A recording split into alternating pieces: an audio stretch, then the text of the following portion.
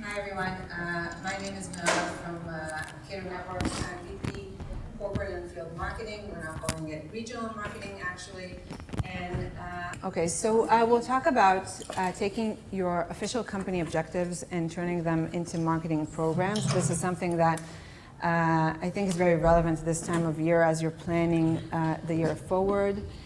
As far as agenda, I'll tell you just a little bit about Cato Networks, about what we do, about CEO or management level alignment, setting up your marketing compass for the next quarter or year, working together towards shared goals, and of course, I think the more fun part of this will be some example of programs and campaigns that we're already running. So, what is Cato? Cato is a SASE leader. SASE is an acronym for Secure Access Service Edge. In a nutshell, it's networking and security converged in one platform in the cloud. The disruption here is that before Cato, one used to, this is a B2B application, so businesses used to consume their security and networking from separate vendors, from endpoint solutions. It usually didn't work well, it cost a lot, it took a lot of time, and Cato Networks is set out to do something different. We were founded around 9 years ago. I've been in Cato for almost 6 years, so that's quite a long time, not 17 like Lisa, but long time for me. Founder of the company is Shlomo Kramer. He also founded Checkpoint and Imperva. We had some really successful funding rounds, totaling in $773 million. Over 1,000 employees all over the world. I believe almost 400 are in Israel. Over 2,200 customers, over 150 companies. So a lot of what we're working on lately since the end of last year was aligning all our marketing efforts into the business goals. And I want to talk a little bit about that process, about what your CEO, what your management is going to see. I found that it's much easier to have a conversation about budget and resource allocation once you show the connection between marketing and the company objectives. So basically the exercise is to take the company objectives as the CEO shares them with the entire company, turn them into business objectives that are measurable for marketing, turn that into your campaigns and your programs, and later go to budget and resource allocation. So again, this will give you, we'll talk about the resources a little bit later, but also in addition to dividing those resources and having a kind of a good reason behind all of your decisions, it really creates focus and collaboration between your team and between the marketing department and other teams. So even if the marketing department is very small, you still want to have that justifications to every action that you took and to every decision you made with your budget. It also makes a very clear baseline for measurement. And of course, this is executive level speak because you're always tying back to the company goal. So first step, this is Cato's company objectives as they were presented to us by Shlomo at the back end of last year. And it's quite long. Usually people tell me it's only 3 items, but we're always overdoing it.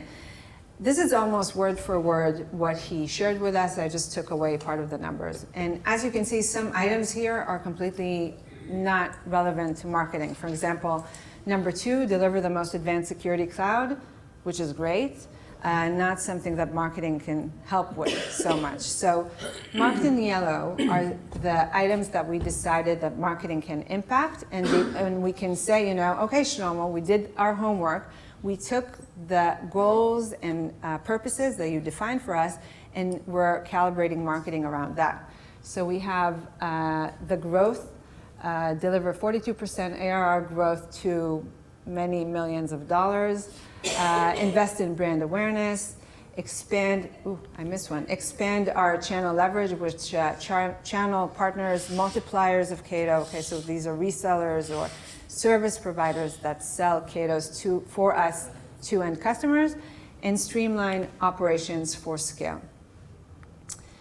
And I want to say something before you deep dive into how you're going to manage these goals, It's also very important to know where your company is, what stage the company is in their life cycle. So this is a slide actually comes in very handy when I speak to sales and when I speak to management. And at the bottom line, you can put anything. You can put different departments. So it can be marketing, sales, BDR channel, or it can be different mediums or practices within the marketing, like it is right here. And the y-axis, the y-axis is the type of, it can be the ACV or the type of companies that you want to reach. So most companies, when they start out, and was the same in Cato when it was just me and my boss, we were trying to reach the smaller companies. So we tried everything. I mean, we can say nostalgically that we were A/B testing, but really we weren't. We were just trying everything that we could all the time. Stuff overlapped. It was really quick and really dirty. And over time, when we needed to reach the small and medium-sized businesses, we started to take away everything that didn't work. And I call that the solid and separate stage. So we had something that was predictable and repeatable, but it was very siloed to an extent. I remember Shlomo saying to us clearly, I don't care about anything else, drown the salespeople in meetings. Okay, so you have a tunnel vision, and that is what you go for, and that worked for a very long time. And now we're, at least in Cato, we're trying to go upmarket. We're trying to get into the large and enterprise level companies, and that demands a different way of looking at things. So we need to collaborate a lot of our efforts. We need to synchronize and align, and that's why we suddenly have this big arrow that needs to go together. So going back to the business objectives, this is Cato's company marketing compass for the year. So we took those 3 big buckets as goals. We have ARR growth, so we're measuring ourselves in pipeline. We have brand perception. Lisa spoke about that, how perception is different than awareness and brand reach, and ready to scale. So another slide, this one actually comes in handy, which is why I'm sharing with you. This comes in handy when you're discussing content needs, whether you're a product or with your PMMs. A good way to explain the type of content that you want to represent your brand. So imagine this wedding cake that the bottom end is your product, okay? The functionality or the capabilities of your product, all of those little features and functions. And on top of that, you have the platform or the product brand, which is what the product does. Now, from my experience, 99% of the content that I get from PMMs or product management is this one, what my product does. Okay, you can do this and you can do that, and it's going to take you this long. But what I want from my product people is to give me those 2 upper layers. The very top layer is the company brand strategy, how my customer feels when he uses the brand, whether it's the trust or the partnership or the delight, or each brand has its own special kind of magic, and what the customer impact is. So what he can achieve, not what can the business achieve, what can the person achieve, and what the person can be using the product. So a lot of our conversations with PMMs, who are very product oriented, are to bring the level of content up to here. So I created a framework for those 3 goals that we put on our compass. So with brand, again, we spoke about the difference between the platform brand and the company brand. What I added here to the mix is the company DNA. In some companies, in early stages, it's not very prevalent, but in some companies, this is a big, or at least a significant part of the brand pie. The company DNA for us comes in very, very clearly when we talk about the brand, and we can use it a lot for the company culture and for employee branding. We actually call it employee branding and not employer branding. For the company brand awareness, again, the main components are the personal transformation or the personal impact and the commercial impact. And then we have the growth framework. So in the beginning of Cato, we got our budget, we got our pipeline goals, and everything in the middle was kind of TBD, right? So that's why we tried a lot of different stuff until we got it right. And now, because we really need to reach into those bigger companies, we have to have a bit of an explanation of how we're going to reach that goal. So the middle, those middle parts are types or categories of accounts. So on the one side, you have the relationship selling. These are the big whales, those companies that you get with a Rolodex. By the way, someone asked me what a Rolodex is the other day, so please don't ask me what it is. But if somebody has a relationship with a really, really big company, that will fall into this category.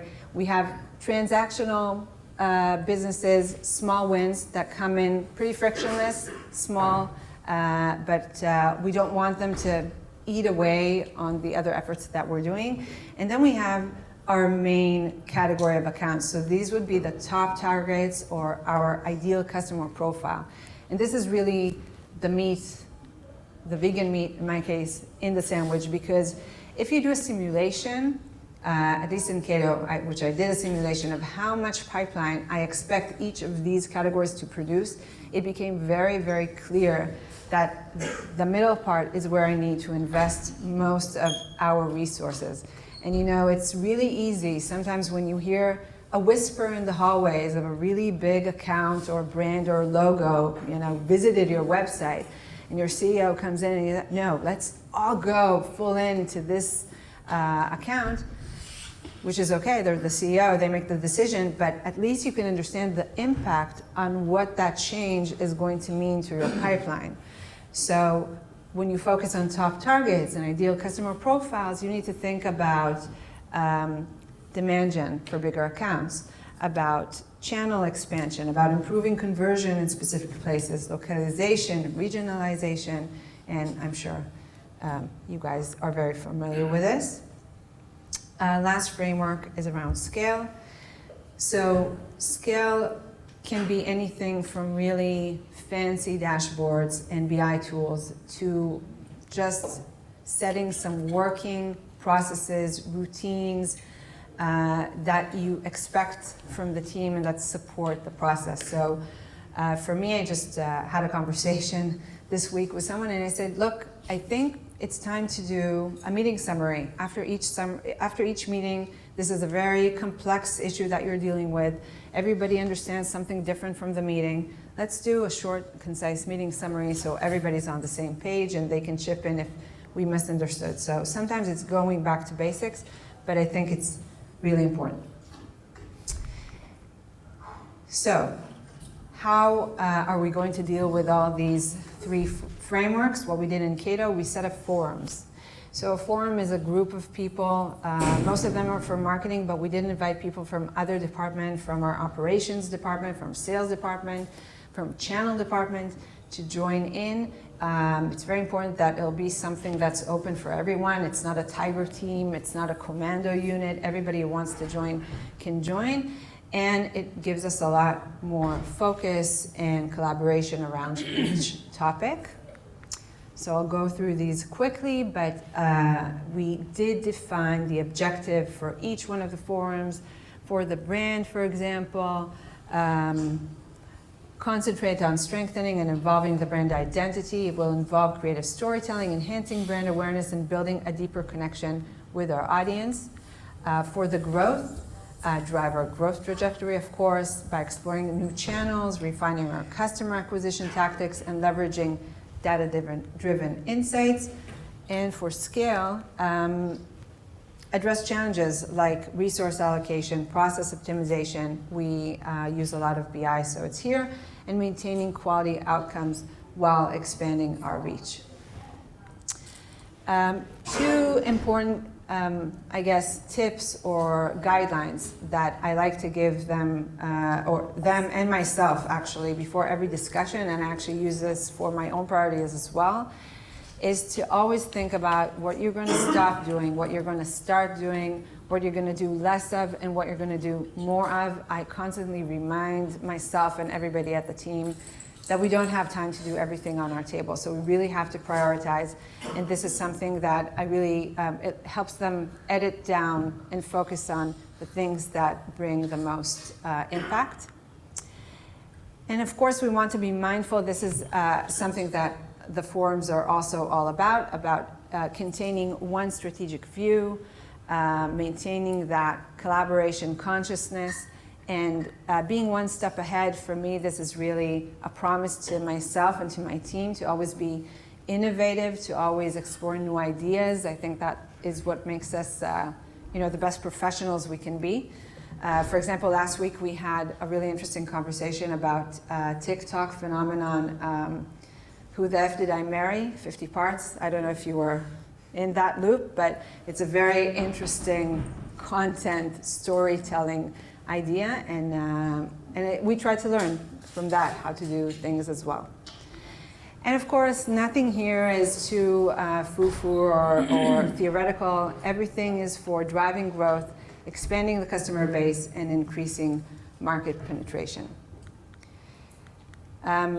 So last slide about the forums. A lot of people ask me, okay, so we're going to do a meeting. The brand forum is going to meet. What are we supposed to talk about?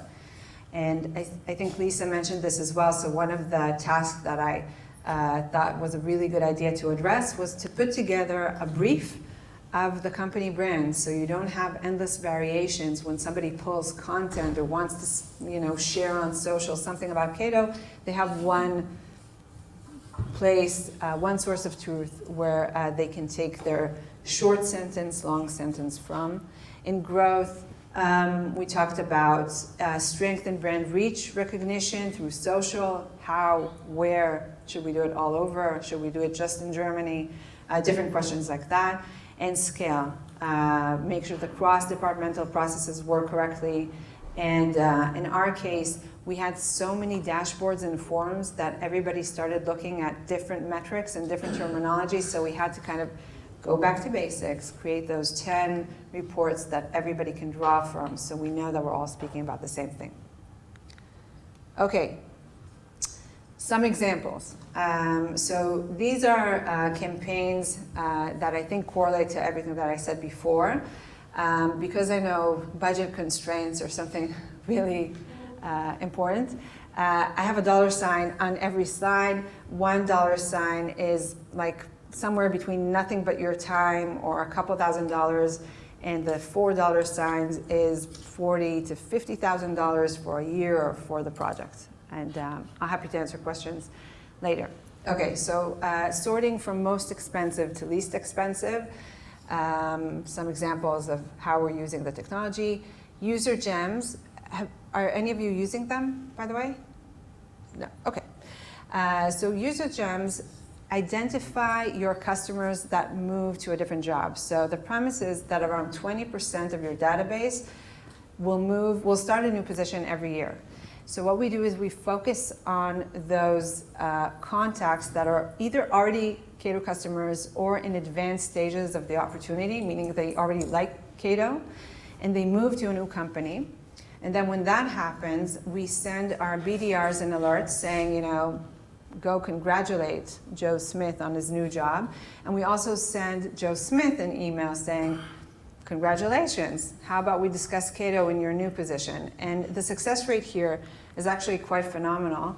I took this snapshot about a month ago. It looks like this quarter is going to be higher, so we'll have a nice trend going. But basically, there is a lot of theories about people making the most changes within their first 3 or 6 months of their job. So I think it's a really good timing to get in touch with them. Another example, a lot less expensive, is Chili Piper. So Chili Piper is actually very simple. It's a scheduling and routing tool. It sits on your forms in your website or landing pages or whatever you want. The trick here is to define Chili Piper, only for those accounts or titles or regions that you're interested in. So that way they don't need to fill in a form and wait for something to happen. The BDRs, SDRs, sales can get in touch with them a lot quicker. And I think this isn't surprising, but the top conversion rate is from a contact us to a meeting, or an SQL, QSL, whatever you call them.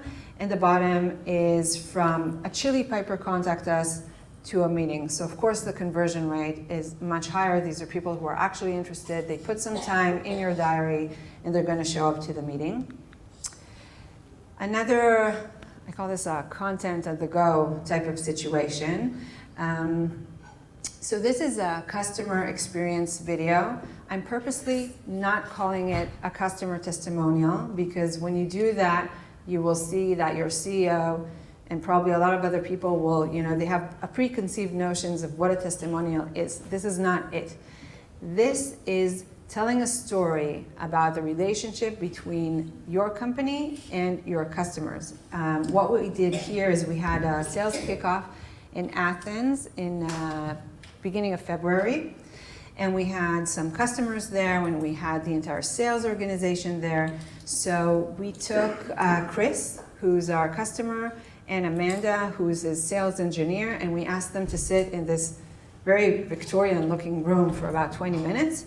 And all we had to do was bring a camera and ask them some questions. Hi, Amanda. Hi, Chris. Today we're trying something different. You'll be answering questions on the spot, providing an unfiltered glimpse into your partnership. You ready? Let's do it. Yeah.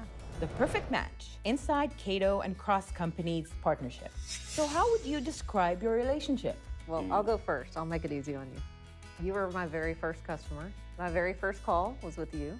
You were a go-getter. You got after it. You asked what the needs were, and within 4 or 5 phone calls and meetings, everything was resolved. This one is for Chris. Who drives IT innovation in your company? Our employee owners at Cross Company, they drive our innovation. We listen to our business needs, and based off of what our employee owners tell us they need, we'll go out and we'll hunt for the solutions and put them in place.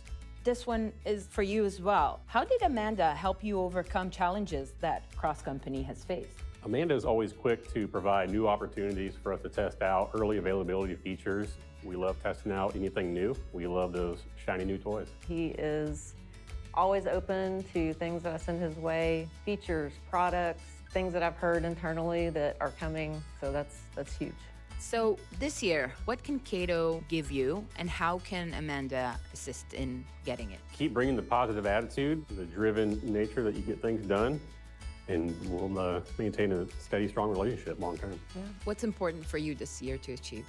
We're looking to implement high availability with Cato this year. We've had 2 sockets at every site since we signed in 2018, but we've never put the second one to use.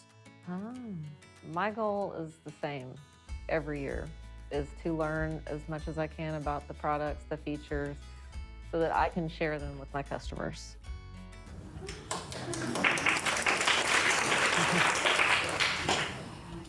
So I think this was a really good experience, because basically what we had in terms of cost was the photographer, the camera crew. It was 1 cameraman, and we did some editing after. So we were back at the last day of the SKO was February 9th. We launched this on Valentine's, which was February 14th, a very quick turnaround.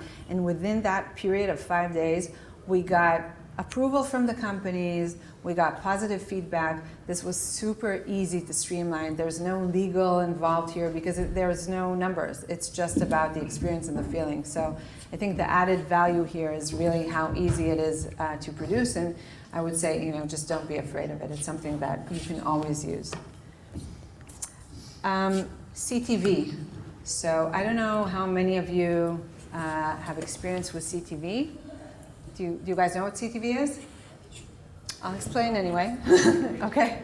So connected TV, which means that, so there are different streamlining companies that offer, especially in the US, reduced costs in exchange for showing you ads. So you can pay less for Netflix, basically, if you allow them to show you ads. We worked with a few solutions there. The first one was Mountain, and I have to tell you, it's not as expensive as you think. This is not your Super Bowl halftime commercial at all. You can take a static slide and you can make sure that it is shown to your audience, because the added value of CTV is that they know who their customers are. So you can cross-reference your ideal customer profile and those Netflix watchers and make sure that your ad is only shown to them. You can later retarget them online, and it creates traffic, it creates impression, and it's actually a lot of fun. I just talked to Ohad. LinkedIn has CTV now, so it's something fresh and new to try, and it's not as costly as you think. Another very low cost and maybe obvious item is your login real estate. So in the beginning of the year, we launched a new capability to our platform, and we really wanted to launch with some good quotes. So we put this nice banner on the login page, encouraging people to be the first ones to try it out. And we actually got, within a couple of days, a lot of, I think like 30 responses, like raised hands of people who wanted to try it out. 20 positive quotes, 5 customers who were actually willing to do a testimonial. So I think don't forget about this real estate. It can give you more than you would think. And sorry? What's XDR? It's a security capability that is an audit. It's a different presentation. I'll need to present it to yeah, but it's a security add-on to the platform. So this is more of an upsell motion. And it's also on the login page, so it's specifically for that target audience. AI, so Billy told us we have to talk about AI. So this is kind of a long tail, long-term investment, but having said that, it is so easy to do that I really recommend doing it. In ChatGPT 4, you have GPTs, which are like containers of chats that you can use for different things. Like there's a chat to help you prepare slides. I didn't use it, obviously, but there is one like that. And what we did is we just fed into it all of our content. So we just plucked everything into there, and we have a container now that is SASE. So it's very educational if somebody wants to learn about SASE, and it also showcases our brand. So I think it's kind of an SEO type of investment, but why not? It's just too easy to not do it. And then last but not least, book recommendation and a process recommendation. So also, this is one of those not high-end investment tools. Busting Silos by Hilary Carpio and Travis Henry is a book by Snowflake Management, and it really speaks about marrying marketing and sales. When we gave the book to sales, they said that we were trying to convert them into loving marketing, and it worked. So they really loved it. And this is one thing that I am having all of my team read, and I really encourage you to do it. It talks about measuring how you can tie in your marketing pipeline into forecastable goals that sales really relate to. So that's a good read for me. And a process that we started doing after we converted our salespeople into liking marketing is we have monthly calls that have one staker from each, focal point from each one of the departments. So we have our salespeople, our BDRs, our channel, and our sales engineers. They get together once a month, and each of them can bring only 10 opportunities that they want to discuss, what happened with them, what they expect to happen with them, what we can do differently. So it's really helping us focus on tofu and revenue creation. Why did you sell Snowflake's food to customers? Do you have partnerships with them? Or? I don't give it to customers. I bought it for the marketing people, and for the marketing people. Yeah, they have a solution which the last chapter really pushes, but until you get to the last chapter, I think it's relevant for any company. Maybe you should produce your own. Maybe we should. So, time for questions? Is there? Yeah, one question. Okay, time for one question. I won't tell you how much this one costs. More. than $4 signs. Are there any questions? I'm happy to answer. CTV, did you see any good leads out of it? That's a really good question. Did we see leads from CTV? It's very difficult to correlate the leads because what you get from CTV, even from the fancier ones, you will get an ID, so you will see the traffic. What we did, we recently launched a campaign in 3 states in the US. So we saw an uptick in traffic from those specific states, and we saw contact us requests from those states. So we just assumed that those contact us were created by this campaign because it was more than, like, we don't usually get so many contact us requests from Illinois. So we did that cross-reference just to see that the quality is there and we're not missing, but it's very difficult. It's kind of circumstantial. Like a broad audience. Yeah, so in our case specifically, we defined the ideal customer profile, and we didn't want to go all out, again, because you can go from $20,000 to $200,000, so we wanted to keep it contained. And we chose, they started out going for every state in the US. This is only US, sorry if it wasn't only US. They started for on all states and then quickly saw what doesn't work, and we ended up with 3. So that helped us see if the traffic is relevant. We saw the bounce rate. It looks okay, it looks good.